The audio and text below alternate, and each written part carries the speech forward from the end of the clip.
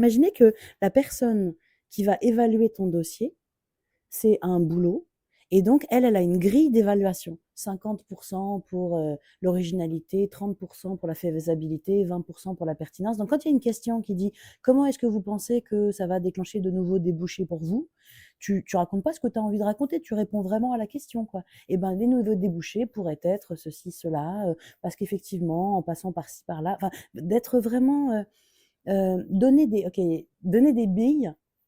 Elle va avoir une grille d'évaluation, puis après, elles vont toutes s'asseoir autour d'une table et elles vont dire bah, moi, j'ai aimé ce dossier-là, puis moi, j'ai aimé celui-là, puis moi, j'ai aimé machin. Et là, il va y avoir une discussion autour de pourquoi.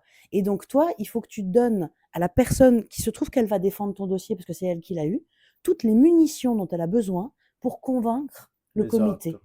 Donc, il faut imaginer ça, quand tu déposes une demande de subvention, tu donnes des arguments à la fois pour convaincre la personne qui va lire ton dossier et pour que d'imaginer, ok, si elle se retrouve confrontée à quelqu'un en face qui défend un autre dossier, qu'est-ce qu'elle va pouvoir argumenter? Il faut qu'en 1 heure qu'elle va consacrer à toi, tu arrives à la convaincre que eh ben, ce que tu fais mérite d'être soutenu. Ouais, tu as un équilibre à atteindre entre ce qui est du domaine du cœur, comme tu disais, de l'unicité, de ta proposition à toi, et quand même le fait qu'on se situe à la fois dans une industrie et qu'il y a des règles qu'il faut suivre, des choses comme ça.